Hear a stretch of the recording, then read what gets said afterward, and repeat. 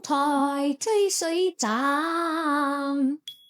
好，我哋今晚就嚟到今次第二集嘅吹水站。吹水嘅，咁今次有少少唔同啦，我哋吹到落嚟呢度，但我哋繼續吹啦。我哋就會講翻關於到金寶嗰啲事情啊，或者嗰啲我哋叫做daily issue 啦，啱冇啊 Daniel？ 係。咁今日我哋又有幾個 topic 我哋想去討論下。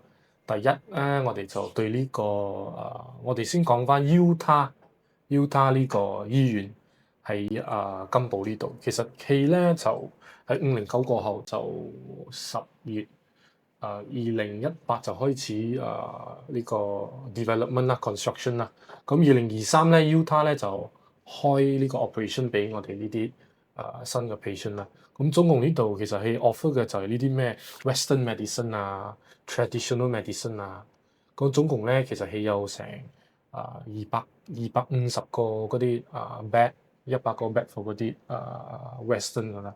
所以呢個其實係對金寶嚟講，好多嗰啲市民，我曾經去過，亦都睇到佢哋都有覺得好感激啦。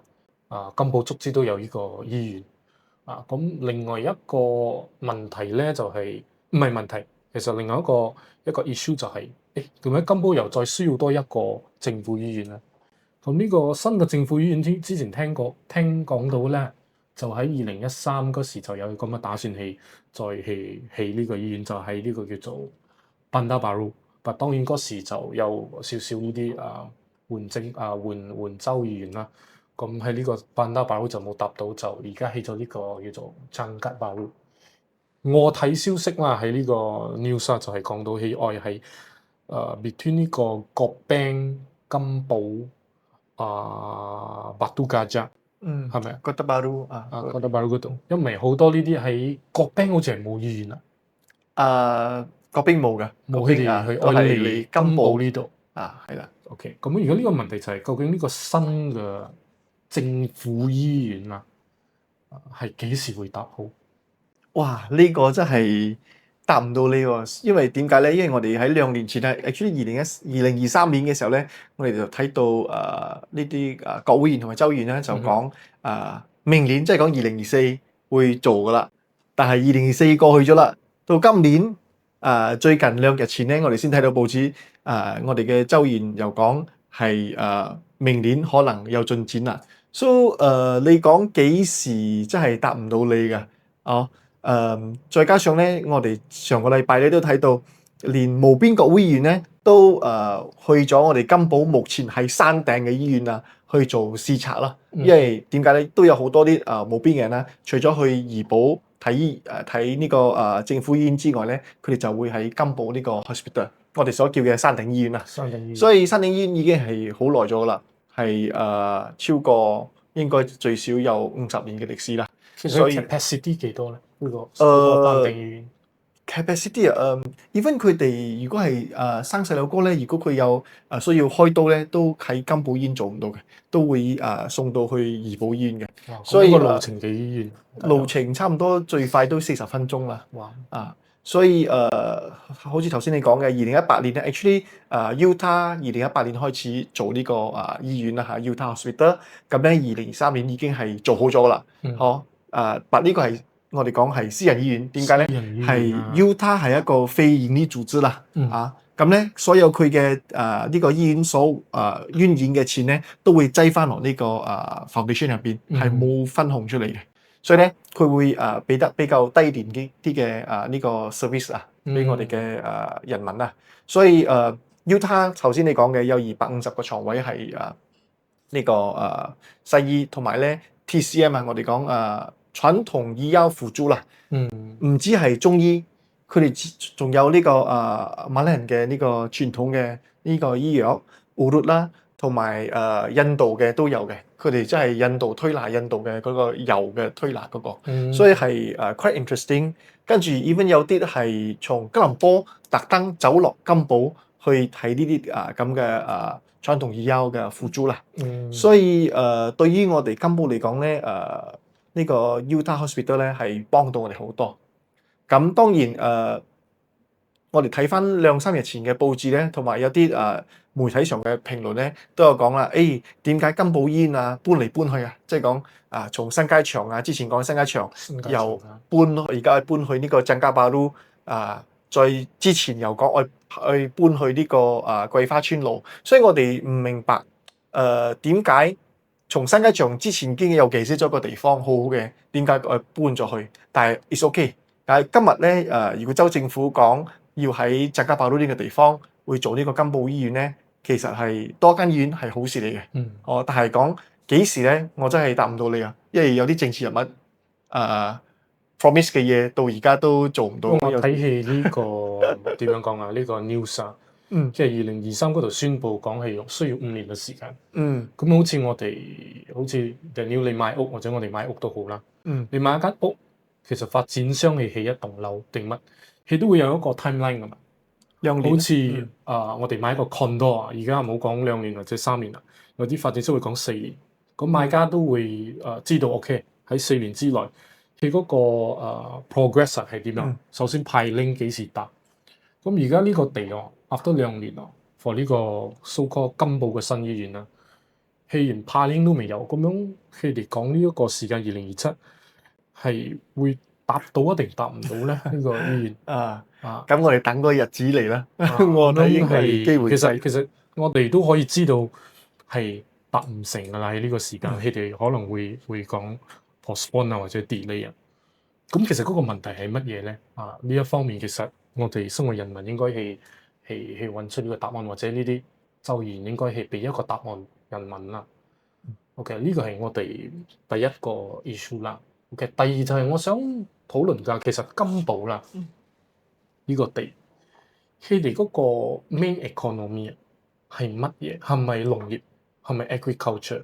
或者係旅遊？Actually， 我哋大家都知道啦，金寶當年係點樣發家嘅？就係講佢由石米開始開採石米之後咧，actually 喺80年代嘅時候，85年嘅時候咧，石礦呢個價錢石價大跌嘅時候咧，佢已經係崩潰咗噶啦。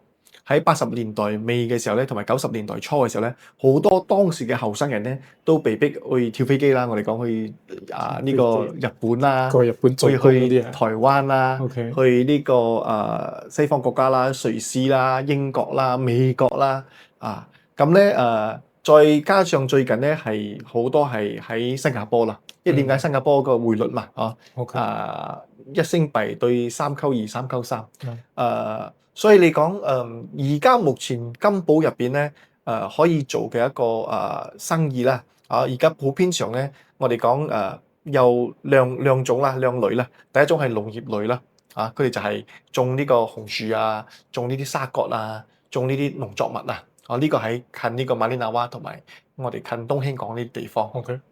另外一種咧就係講我哋嘅呢個食同埋呢啲小型嘅一啲小企業好似我哋講薩琪瑪我哋金寶好出名㗎，有啲雞仔餅都係佢出名，但係佢嘅嗰個percentage 係唔多嘅。點解咧？因為呢個可能係幾家人做嘅啫，有醬油都係一家人去做嘅啫。所以我哋喺度諗緊有乜嘢係可以將金寶去帶去另一個發展嘅空間。我覺得呢個旅遊業係好重要啦。即係點解咧？我同一啲大學嘅教授同埋啲朋友咧討論過，我點樣將金寶人即係外埠人咧嚟到金寶咧會喺度住嘅。而家目前嚟講咧，好多人嚟金寶旅行咧就係加船高嘅。點解？就係講朝早一到咗就去巴剎食個早餐，或者係去飲杯咖啡，跟住咧就買啲套餐薩琪瑪雞仔餅咁樣，跟住佢哋就上怡保或者落翻吉隆坡所以我哋其實喺度同一啲旅遊社或者旅遊嘅一啲團體咧討論過點樣去 create 令到呢啲外埠嘅人咧嚟到金寶咧係可以住喺金寶一日，即係講佢哋可以做一個2日1夜嘅配套其實係好重要嘅。所以我覺得或者你有冇一啲諗法可以喺金寶入邊做乜嘢比較特別啲嘅嘢，或者你覺得因為你喺山打根嚟嘛，有時咧你睇到金寶係山打根不過係金寶女婿啊。所以咧，咁你睇到有咩係一樣嘅，可以喺學習向呢個沙巴州學習咧？我哋喺金寶可以發展嘅嘢咧。OK，我睇到樣嘢啦。其實我唔知大家有冇注意到喺金寶呢度咧，尤其是我記得上次你嗌我去呢一個大冷石家嗯，OK，嗰度有好多嗰啲湖。咁其實我經過咧，我唔係睇嗰啲湖，我係發覺到其實有好多嗰啲雀仔啊，嗯會喺呢啲湖嗰度跳落去湖嗰度，唔知係食一啲嘢定乜嘢。有好多呢啲好特色嘅雀仔啊！嗯我唔知你哋有冇發覺到，但係我揸嗰個揸車過嗰個馬路嗰時，我睇到好多呢啲睇雀仔，我哋叫做雀仔佬，嗯佢哋就捉住一個我哋叫做 bazooka，佢哋嗰個 camera 啊去影呢啲雀仔。嗯我話睇到其實呢個係一個行業嚟嘅喎，嗯做咩好似武器，好似旅遊社喺呢個金寶武器發展到呢一行。OK，我俾你一個 example，好似喺沙巴州新亞根，我哋有喺士比碌啦，士比碌係一個睇馬騮嘅地方，如果你哋可以去 Google 睇下都好。長臂啊，長臂哦，唔係馬騮長鼻咧，就會喺沙巴州嘅建立白達灣河嗰個係另外一個地方，但係都喺新亞根咧，我哋就睇大多數嗰啲人會嚟睇嘅係嗰個 orang utan。哦orang utan。但係如果我哋講翻雀仔啦，咁喺士比碌呢度咧，除咗 orang utan，係有嗰個 Borneo bear，佢仲有一個地方叫 RDC rainforest。嗰個地方咧好多呢啲係有一個 facility 啦，第一就係俾嗰啲人去睇雀仔嘅。喺呢度咧，我又睇到金寶係少咗呢一樣，就係叫做可能呢啲叫做 bird watching tower 或者 canopy。其實我做呢樣嘢咧，當然係由政府去出呢個 funding 啦，去搭呢啲 canopy。其實唔需要搭到幾犀利嘅，可能搭一個 tower 啊，係咯，一個 million 咁樣先 starting 先。點解學你話齋，你想我哋想推金寶喺呢個旅遊業，嗰啲人點樣可以嚟金寶再住多一晚？可以消費啊嘛，啱冇？咁樣其實呢啲雀仔佬啊，係佢哋愛嚟睇雀仔啊，佢哋會嚟一個地方，唔係住一日嘅，佢哋係住2、3日、4日，甚至乎成個禮拜嘅。我俾呢一個 example 就係見下白達雁。有啲雀仔咧，你明白，佢淨係可以喺一啲地方揾到嘅。所以金寶呢度其實有呢個特色，就係佢哋可能有啲雀仔，比如講係呢啲Rhinoceros hornbill，我唔知有冇，或者唔同類型嘅 hornbill，或者 Pitta 呢啲雀仔佬就知嘅。我就睇到其實金寶係有呢個特色可以做落去嘅。好似沙巴州話講到呢啲雀仔呢個 bird watching industry，其實沙巴州由而家啦，我之前有同你討論過，就翻去沙巴州我哋有去參加呢個叫 Borneo Bird Festival。其實沙巴州已經入咗第15年嘅 edition。佢哋嘅州政府亦都好支持嘅。亦都有俾啲funding啦。所以每一年咧冇多啦，我淨係今年啦，我翻到去差唔多有成3000到4000個呢啲雀仔佬。你諗下，如果有3000到4000個，全世界都會去嗰度。有啲嘅係 repeat 啦，佢哋會翻嚟特登我哋睇呢個雀仔，因為對啲雀仔佬嚟講，佢會睇到呢個雀就覺得佢有個滿足感。呢啲係一個 hobby 嚟嘅。所以呢啲你要明白，有啲雀仔可能淨係喺呢個金寶地方啊，或者係呢個我哋呢度西馬會有啊，有啲淨係喺東馬會有。但我個 point 係呢啲雀仔佬，佢哋會嚟翻呢個地方，佢哋會有一個，佢哋會長期喺呢度住幾日去揾呢啲雀仔，甚至乎會有一啲雀仔團啊。即使有一個 group 嚟嘅，特登嚟住，佢哋就唔要去到去怡保住，佢哋會喺翻金寶呢度住。因為我相信金寶都有 hotel 嗰啲，好多嗰啲 resort。所以呢一方面咧，其實真係可以 explore 下，因為金寶真係我睇到佢淨係睇翻 Google 嗰個 map，佢有好多呢啲湖啊。我唔知後邊有冇呢啲 forest reserve 嗰啲啦，即係呢啲係大擺真係金寶嘅一個特色啦。係啊，我覺得係一個好好嘅 idea 啦。之前記得冇上一次我哋喺上一集嘅時候講到一個石山腳嘅一個石山腳啱。沙空嗰度咧有一個叫做露營嘅地方。當我哋一講咗之後咧，第2日就好多人去露營嘅地方。我同你講啊，嗰時我有打一個電話，唔知係10月幾啊。我一打過去，我講我想去住一晚，佢同我講滿咗。咁即係講我哋幫手宣傳到有效啦。我真係我同佢講做咩悶咧？我唔可以瞓一晚咩？我真係，佢就講唔得，我真係悶晒。我仲記得嗰時10月，所以其實金寶呢度講到旅遊係真係有人會嚟嘅。係，因為我覺得我有去過嗰個地方，即係講食生意嗰個地方咧，咁咧就好 relax 啊！特別係如果你喺 KL 好多工作嘅嗰啲壓力啊，當你去到嗰度，感覺到負離子同埋佢 waterfall 嘅聲音啊，係非常之好。嗰度有 waterfall，有我聽到你有講。所以我睇下下班我哋嘅我會同嗰個業主講傾一傾，下班我哋需要站去佢嘅地方，我哋 feel 下嗰個可以。其實邊啲做食㗎、做 hotel 啲啊，揾我哋幫手宣傳，我哋會費幫你宣傳啊。So 係啦 ，quite good 啦呢個 idea，bird watching 呢個 idea，我覺得希望我哋可以聯絡下，推動一下。因為點解？好似而家講到金寶啦，我唔知金寶有幾多個 resort 或者 hotel 啦。其實呢啲 hotel resort 咧，佢哋都係好依賴呢啲點講 tourist 咁樣。我就睇到一點啦，我唔知大家同唔同意。其實金寶啊，你去揾一個鬼佬啊，喺街市嗰度，你好難去睇到嘅。我覺得政府或者州政府啦，邊個去做都好，係如果你能夠去喺金寶呢度推薦到俾呢個出邊馬來西亞嘅人，就係開始有呢啲外國人啊，係佢哋真係開始睇到外國人喺金寶呢度行市場啊，就代表一樣嘢，金寶嘅 economy 係進步緊嘅。嗱，呢個我係有心講一句，我去到金寶我就覺得，做咩我一個鬼佬都睇唔到？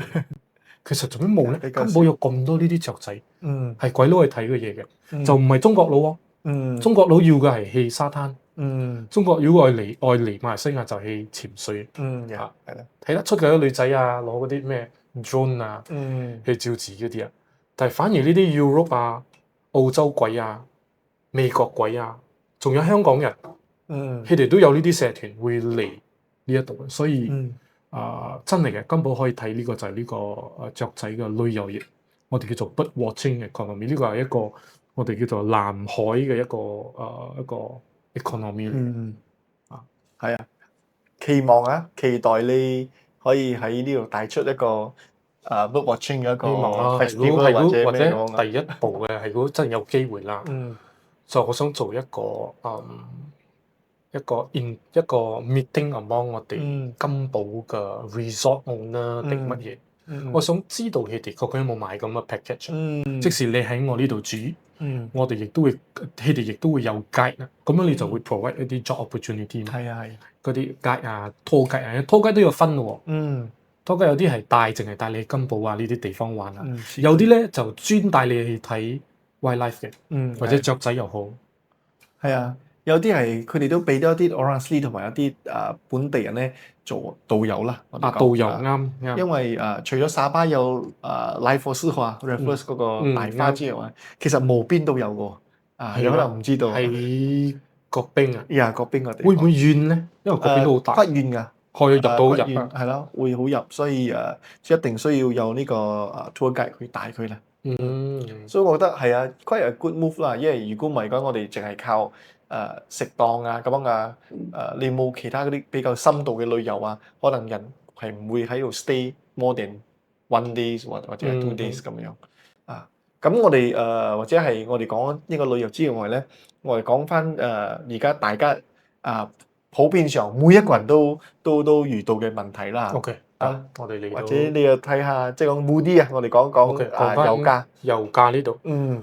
OK，咁政府咧係有係宣貼啊，呢個其實唔係講宣貼，係好 target 嘅宣貼我哋人民。而家又講翻呢個 Moody，其實俾每架車每一個月打一個300個 litre。咁有一個問題就係，其實政府如果係宣佈咗係宣貼，咁究竟呢個300個 litre for 一個馬來西亞人民足唔足夠？夠用冇？夠唔夠用嘅？你講下你自己夠唔夠用？OK， 我老實講啦，因為我住嘅地方就做工嘅地方都幾近下。對我嚟講，300個 litre係夠用噶啦，因為我做工住，仲有我哋做工都唔係講幾遠啦，可能係5個 km 咁樣。我唔知嗰啲人住30或者有啲人係做工喺 KL 啊，可能係住嘅喺巴生啊，或者好似你呢啲周圍走啊，周圍走嗰啲啊今日又唔知飛邊度嗰啲啊，我覺得你嘅300個 litre可能係一個禮拜兩個禮拜用晒。今日冇咁多所以我就actually after 2個月咧，我去睇我自己咧，300個列都係啱啱好嘅啫，啱啱好。點解咁講咧？我係好似嗰日30號嘅時候咧，我話打油，打到最後咧差唔多1個列得咧係2.6嘅，而家已經係超過咗300，我係打到301個列得。就啱啱 full tank， so 對我嚟講咧係啱啱好，因為我有成日走嚟走去啊，周圍去走啊，咁我係覺得OK 啦，仲係可以啊 ，because 我哋算係 heavy 嘅 user 啊，周圍去行去做 sales 同埋做啲工作嘅，咁再加上如果係金寶本地或者喺怡保咁樣行咧，我覺得300個列都係應該 OK 嘅，咁咧反而佢現成咗有另外一個issue 咧，就係講好多 red IC holder 紅燈嘅人咧就冇辦法啦 ，PR 啦，係啦，佢哋好多係以前遺留落嚟嘅老人家係 PR，咁佢就必須要打2.6.3嘅油，而家係2.6.6啦，所以對佢嚟講係一個經濟壓力咯。所以另外一種咧就係老公係賣身嘅人。太太係外國人，尤其是係印尼人啊、越南人啊，同埋泰國人咧，係金寶好多嘅，或者係中國嘅太太。所以咧，咁佢哋咧就被逼要打貴油啦。點解咧？因為佢係有啲係 PR 嚟嘅，有老公咧就喺新加坡做工，IC 就老公攞緊去咗。所以對於呢啲咁嘅家庭咧，佢哋就面對一啲困難咯。因為點解？佢哋覺得大家得打一溝9.9，因為賣身嘅人嘛。我哋得到呢個好處，咁咧佢哋係外嫁太太或者係本身係紅燈嘅人咧，佢就面對呢個問題。我要打2.6.6或者係跟市價嚟打嘅油，所以有啲小販都有同我哋講，即係講面對問題，因為佢哋成日坐啲車啊去周圍去買嘢，可能真係1-2個禮拜就用晒300個列得。咁咧，佢哋而家嚟講，可能係可以申請呢個KBDN 嗰度咧，申請 special 嘅一個subsidy，但嗰個係需要申請啦。咁佢哋會得到更加多嘅一個quota啦。但係我覺得一個 family 如果係300個 liters 一個月喺本地或者喺金寶或者怡保咁樣走嚟走去咧，應該仲 OK 嘅。應該仲 OK。做生意呢啲咧，佢哋就可能需要多啲啦。係啊，到350、400啦。好似 Grab 嘅，我聽佢哋講應該係600個 liters，600個 litre 係。liters。但係其實政府係俾多啲，都係冇錯啦。我用先係啊嘛，啱冇？係啊。唔係講你特登攞成個檔咁樣。係啊。呢個亦仲未用到300 litre，我係打啲入氣先，唔係咁啊嘛，啱冇？你係大架車用晒，你個車嗰個檔啊，你係用晒嗰個油啊、空啊，你先再去打過。係。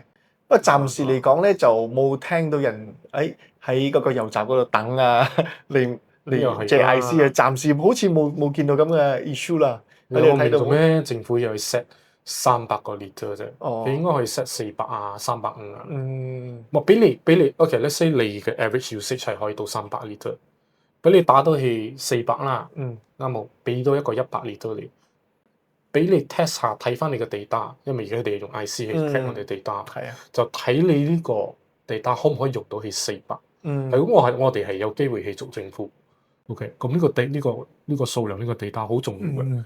你會知道呢個後生仔做咩類型嘅工作，做咩佢會超越去350、400，我哋就大家知道，喺呢份工可能需要去走好遠嘅地方飛嚟飛去你大家會知道嘅。反而我覺得。政府係冇好咁樣利用咁嘅機會去 collect 咁嘅地單。因為我話齋呢啲油嘅嘢，你嘅車用晒嘅油，你先可以攞去打。可能你可以 set 一個 rule 就係呢啲 petrol station 唔可以攞呢啲檔去打定咩咁。係啊。講到車油，我哋嚟講下車啊。我琴日有一個 case 啦，可能我要問下你 as 律師嘅專業意見啊。So 我 refresh 一下俾我哋嘅聽眾啦。可能大家如果睇到我 Facebook 我 share 一個新聞，就係講琴日咧，其實事情係星期二發生嘅。星期二咧差唔多晏晝6點嘅時候咧，一個女事主咧就單獨一個人揸緊一趟 MPV 啦， MPV 揸緊堂 OK 車咧就行緊一個直路喺金寶嗰邊行緊一個直路啦。咁咧佢就一下冇揸緊直路嘅時候，一下聽到砰砰砰嘅聲，咁咧佢就停咯，嗯就察覺到旁邊有個摩多擦過佢嘅車，嗯咁就摩多就反咗啦。咁佢就喺原地就停咗落嚟啦，喺車中間停咗落嚟啦。咁佢落去睇嗰個事主啦，嗰個 motorcyclist 就跌倒咗啦。咁咧嗰個driver 就問佢：你有冇事啊？做咩你撞我堂車啊？咁咧嗰個 motorcycle 嘅揸摩多嘅咧就講：你車撞到我係你嘅錯。咁呢個事主就覺得我就行緊直路，無端端俾人撞，咁點解係我錯咧？唔到幾秒鐘就有另外一堂車停低落嚟咧，就代表呢個摩托 cyclist 講話啦。摩多嘅講話講摩多撞到車都好啊，都係車嘅錯。所以我想問下你係咪100%？如果我揸緊車有個摩多撞到我都好啦，一定係我揸車嘅人嘅錯咧？我一定去到警察館報馬打嘅時候咧，馬打一定會俾我一張3300蚊咁嘅問題。我想問 as a 律師嘅一個意見啊。我覺得呢個聽眾都好想知道呢件事。咁我哋冇就用法律嘅角度去睇先，我哋先用翻我哋本人嘅好邏輯嘅一個睇法。你而家揸緊車，無啦啦後邊或者嚟一個摩托西又好啦，或者咩車去撞你後邊啦，係咪先由後邊撞你嘅車嘅屎忽，後邊嗰架車或者摩托西會先坐先？呢個係我第一個睇法。點解？因為你揸緊車前面，你係睇唔到人啊嘛。除非你講你係特登break 嗰個車 emergency brake 咁樣呢度可能會有一個拗撬啦。可能前面嗰架車都會有啲錯。但係如果你講你係好順攤或者揸到喺馬路揸到好順嘅，無啦啦可能嗰個摩托西氣又冇睇到，或者係揸快咗撞到你旁邊，而搞到佢自己咁樣氣彈咗喺旁邊咁樣受傷，過後佢會用咁嘅理由去同你 claim 你架車嘅驗數，咁樣其實咁樣就好似冇咩啱啦，好似冇咩 ethical 啦，我哋叫做咁上到法庭你都係證明。首先喺呢個驗疏方面，驗疏唔係賠因為嗰個動作，驗疏係賠係如果你係受傷。或者去 repair 你嗰個車，或者 repair 你嗰個摩托，係呢兩樣嘢嘅啫。咁樣點樣去睇咧？呢啲我哋叫做 facts 咧，就去睇究竟邊個撞邊個，點樣去撞，喺邊度撞。因為如果你同我講你係一個 highway 或者衝紅綠燈咁樣衝紅綠燈嗰個車當然係錯，或者佢愛停，因為佢唔可以過嗰個紅綠燈，因為係紅咗啦。咁樣嗰個摩托西喺後邊，佢就跟唔切，佢就停唔切咁樣撞，咁當然摩托西嘅錯啦。咁喺咁嘅情況，我根據我哋淨係討論嗰個事情，我係覺得前面呢架車係冇錯啦。咁樣你上到法庭都好啦，因為上到法庭啦，講到呢啲撞車嘅嘢，佢哋當然會揾呢啲叫做 running down 嘅律師去告前面呢架車嘅車主都好啦。但係其實前面呢個車主，我嘅私人睇法係冇錯嘅。OK， 哇，真係學到嘢啊！如果唔係，我都會覺得通常但係大多數咁嘅情況啦，我曾經都有試過我出車啦、褪車啦，我就俾一架車撞到。咁樣 of course 我哋兩方面都係警察局嗰度。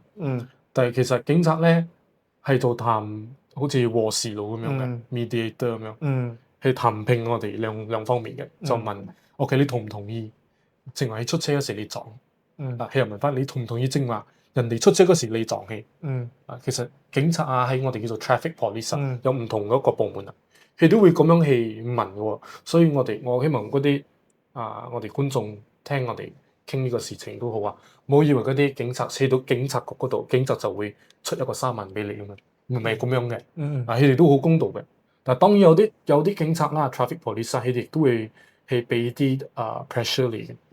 其實如果今日你哋冇傾好咧，冇變咯，我一定係出一張紙到時你哋兩方面都可以上法庭咁樣，嗯就搞到大家會嘥大家時間，嘥你嘅金錢咁樣。嗯咁個事情我都有遇過。嗯，所以即係講你嘅 advice 係講，如果係發生咁嘅意外咧，最好都係去警察館去 set 得啦。係嗰個車主前面嗰架車嘅車主會覺得佢係冇做錯嘅，咁佢好應該起咯。因為起到警察局咧，其實你係立一份警察嘅 police report 啫。嗰個 police report 唔係證明到你有錯或者對方對。其實一個 report 寫明當時發生咩事情。OK， 乜終點咩日期。警察大多數咁嘅情況，除非你係真係撞死人啦，你就會上到法庭，俾政府嘅律師告 AG 啲304negligence negligence 但係咁樣嘅情況咧，大多數係會要兩方面庭外和解嘅。但係你應該係如果你真係覺得你冇錯啦，因為對方可能係受傷咗，咁好多人經過都會同情啊嘛。咁有時同情唔係一個原因去講，佢係對晒噶嘛。我哋亦都係睇翻個 facts， 睇翻個事情。但係呢啲好 private 嘅 matter 啊。當講到呢個嘅時候咧，我就come up with 一個issue 啦。就最近咧就有一啲朋友咧佢有嚟我哋 MCA 咧就講個投訴，就係講佢 actually 佢5年前佢就買咗間屋嘅。個屋企咧係空地啦，即係講佢哋就去一個development 嘅 land 嗰度咧 ，developer 就賣俾佢咯。咁賣俾佢嘅時候咧，就通常簽咩呢啲landed property 咧係24個月嘛，2年就可以做好交貨嘛。咁啱嗰陣時有 covid 喎，covid 嘅時候咁就拖啦，拖到喺1年前就developer 講我做唔到啦，我起唔到屋企啦，起唔到俾你啦，起唔到俾你。咁咧佢就揾咗 developer 就揾咗個律師咧，就同呢個屋主事主啦，事主咧就buy back 嗰個 unit， 買翻個 unit。但係咧到今日為止咧，呢個事主咧仲係供緊呢個銀行嘅呢個利息喎。利息啊。咁咧我就想問下睇，通常我哋講簽咗呢個買賣合同啦，24個月入邊，如果交唔到屋係HDA 我哋講呢個發展屋宇發展嘅呢個development 嘅呢個 agency 咧，佢哋可以點樣去保護呢啲咁嘅賣家咧？因為我睇到最近怡保都有咁嘅問題金寶都有咁嘅問題所以我想問下睇，從法律上嘅角度，我哋點樣可以幫到呢啲咁嘅賣家呢啲事主咧？因為佢已經係超過咗24個月咁事主屋又攞唔到，又唔可以住入邊，但係每個月仲可以供期，所以對佢哋啲特別係呢啲first house buyer，佢本來諗住講舒舒服服攞到大間屋嘅，但係而家屋冇，但係每個月仲可以供期，at the same time 佢仲可以住喺另外一個租屋，又可以俾租金，所以點樣可以幫到呢啲人咧？OK，咁 for 呢啲第一次買屋嘅人民啦，咁你係首先睇翻你嘅買賣合同，好簡單嘅。我哋如果係同發展商 directly 買屋啦，我哋係有一個 law 叫做 HDA Housing Development Act。呢個 Housing Development Act 咧，佢入邊有一個 specimen 嘅，就係嗰個 S&P。好似你哋同發展商買，我哋叫做 direct 或者 project 啊。OK， 呢個 S&P 係跟 HDA， 佢入邊嗰啲 terms and condition 咧係跟足嗰個 law 嘅。比如講發展商幾時需要交鎖匙啦，我哋叫 VP 啦。你買一間屋，如果係landed 嘅獨立式24個月，如果係 condo 嘅可能係36，或者呢度有時係48個月。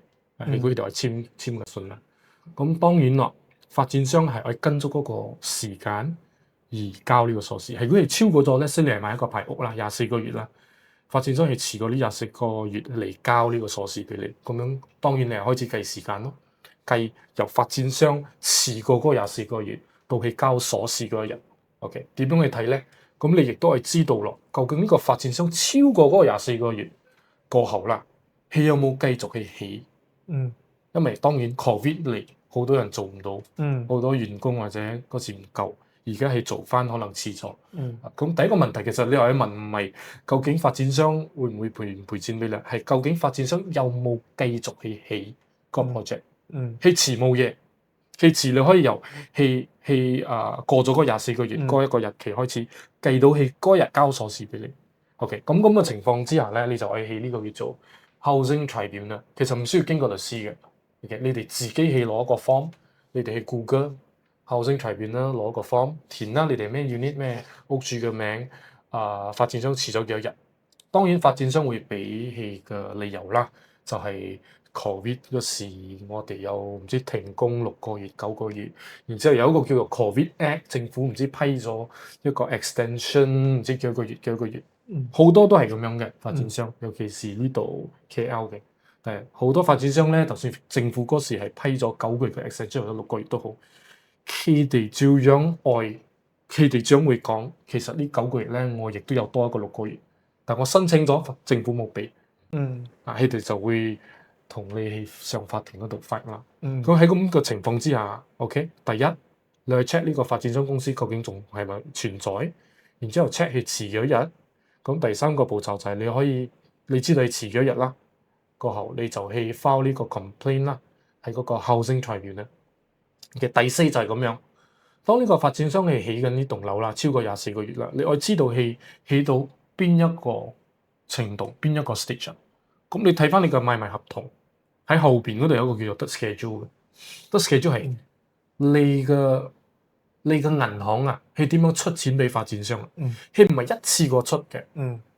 你睇翻你個 deed schedule後邊，佢有分派拎出10%啊，或者達到唔知咩 stage 又出多個20%啊。係嗰個冇記錯啦。當你拎鎖匙咧，其實發展商咧，佢總共係喺你嘅銀行嗰度拎咗一個75%嘅啫，仲有25%啊，係呢個 HDA account 喺呢個 KPKT 係 hold 住嘅。嗰個發展商我等你哋簽咗嗰個叫做轉名嘅 form MOT 啊。當你哋牙爛出嗰時，發展商先可以同呢個KPKT 嘅 HDA 嘅部門嗰度拎呢筆錢出嚟嘅。所以點解你哋發展商申請到牙爛啊？佢會快快出信俾你，嗌你哋簽個 MOT 就咁啦。MOT 就係嗰個轉名嗰個 form 咯。咁樣點樣去保護你哋嘅利益咧？你哋可以 check 你哋嘅銀行究竟出咗邊一個部分嘅錢。點樣去 check 咧？咁你可以睇翻你嘅買賣合同前面，你哋嗰個 cover page 咧，你哋會有你哋嗰時嘅 S&P 攞咗嘅。唔好講一句啦，呢啲大多數啦，發展商係佢哋 offer free S&P 或者 loan 咧，佢哋係有一個 S&P 攞嘢喺嗰個封面嗰度。咁你睇翻你個 file reference number 咯，你咪打翻你個律師樓咯。係如果佢哋幫你哋做嗰個買賣合同咧，大多數佢哋亦都係你哋嘅 loan lawyer嚟嘅，就係幫你哋去處理嗰個出嗰個housing loan 嗰個部分嘅。咁你可以問佢咯，我可唔可以拎一份呢個 advice letter 啊？我可唔可以知道究竟呢個 loan 出咗幾多？